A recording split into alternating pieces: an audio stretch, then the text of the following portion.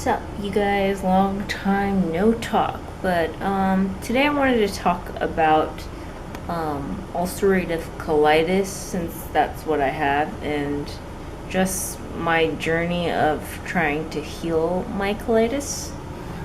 So the update right now is it's doing much better as far as my digestion goes, and making sure that I don't have as many flare-ups. And this video is here to talk about how I'm doing this and how I'm lowering my medication and trying to get better naturally through my diet instead of depending on the medications I take. So let me just start by saying like why I took the initiative to try to figure out exactly what is causing my flare-ups.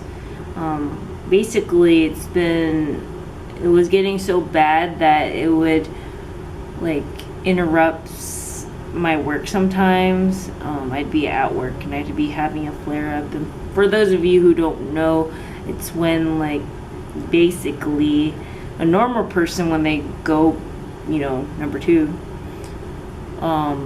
it just comes out, right? But with someone with colitis has trouble, getting the food out, and as well as like, at least for me, it causes tons of gas, bloating, and it could be like loose bowels, diarrhea, or like blood coming out with like mucusy. So it's not very nice. So basically, if it's terrible and really severe, some people even get their colon removed and have to poop in a bag for the rest of their lives. So I just wanted to get mine under control, since I'm only like 25 years old. So I just really wanted to heal it myself, and I have to change my camera battery. I'll be right back. So continuing on, what helped me, let me get some light here. So what helped me is reading books. So this one I definitely recommend, Breaking the Vicious Cycle, written by Elaine Gottschall, and I'll put it in the description box. But I got this from Amazon, and it was not that expensive on Amazon. I also bought a book called I forget now, something with What to Eat with IBD. So what to eat for a recipe guide for Crohn's disease and ulcerative colitis. So I recommend both of them, and I'll put both titles in the description box. And I got both of them on Amazon.com. And basically, like, this book is more strict as far as what you can eat, but I believe if you follow it to the T, it would help. And the other book is more talking about what kinds of carbs you should eat, what kinds you should avoid. So let me just get to the point of what I've been doing to adjusting my diet wise and what's helped me. So before, my doctor always said be on a low fiber diet, but I didn't really know what that meant. It was very general. He gave me like a sheet of foods to avoid and whatever, but it wasn't very helpful. So basically, for a while I was eating, every time I had bread, I'd have wheat or whole grain, right? And reading the What to Eat with IBD book says that those are the foods you want to avoid. So I replaced it with like white bread. I'll have like white Wonder Bread, white rice, and I avoid brown rice and wheat products or anything like whole grain, multi-grain, any kind of grain, because those will cause flare-ups. And basically, the What to Eat with IBD book was just saying, like, imagine like basically like all those grains and everything going down your intestines, and it just makes it harder on the digestion for those who with ulcerative colitis, and it could cause more bleeding. It's like sandpaper rubbing against your basically your colon or whatever. So I switched my carbs to white. So anything white and with minimal wheat or no wheat at all. So when I'm at home, I have white bread and white rice as my carbs. And then also talked about not having a lot of processed meats like hot dogs, spam, stuff like that, because it has these I'm not going to go into details, very scientific, but basically it's not good for you.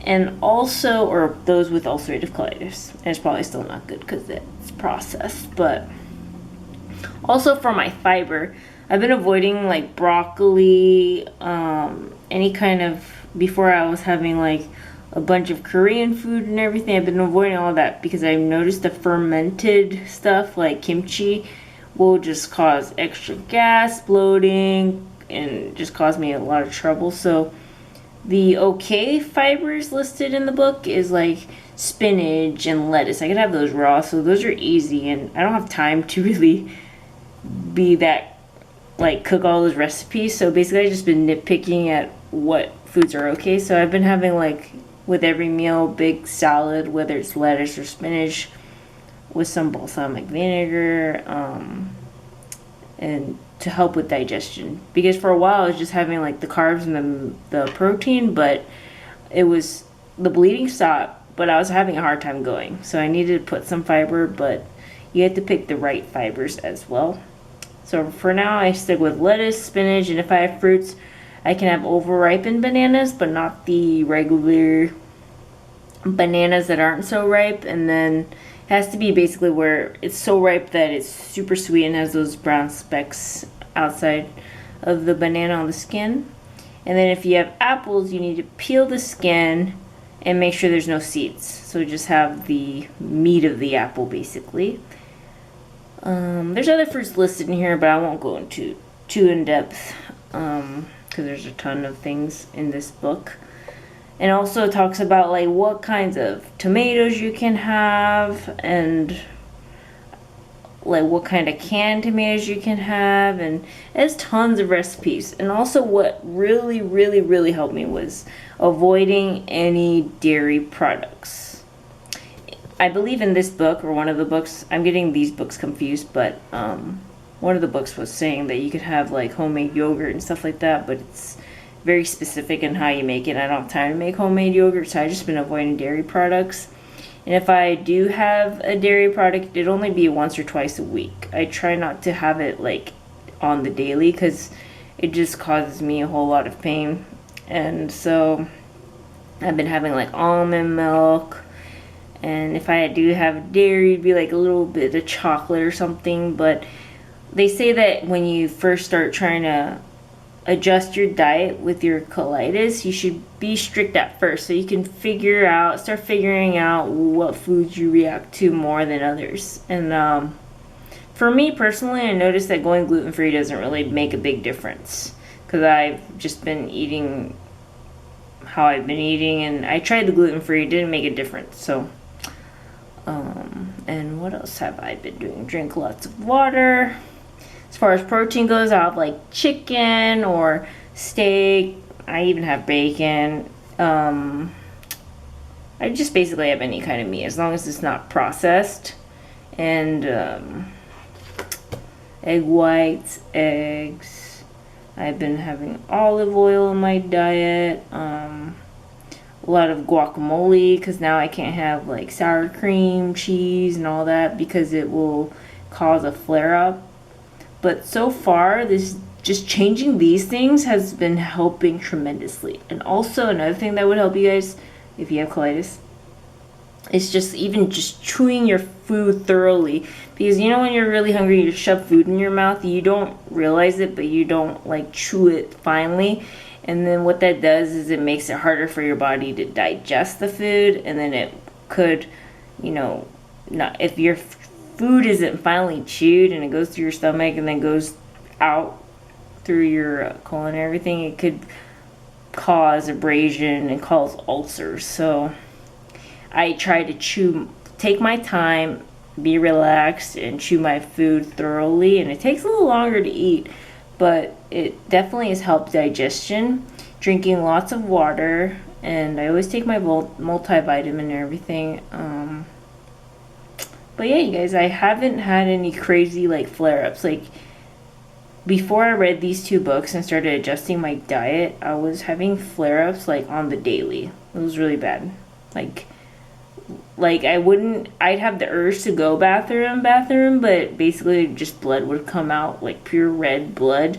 So yeah, that caused me to try to change my diet, because I'm a healthy person as far as like, fitness wise. And I thought with my diet, because I was having wheat and brown rice and all these vegetables, but they were hurting me. So I'm super glad I read these books, because my doctor before, my gastroenterologist before, was not very specific and not very helpful as far as how to make me better and help me get better like on my own. But I got a new gastroenterologist, and he's gonna do a lactose test on me, even though I for sure know that I'm lactose intolerant, because every time I have dairy I just have a bad reaction.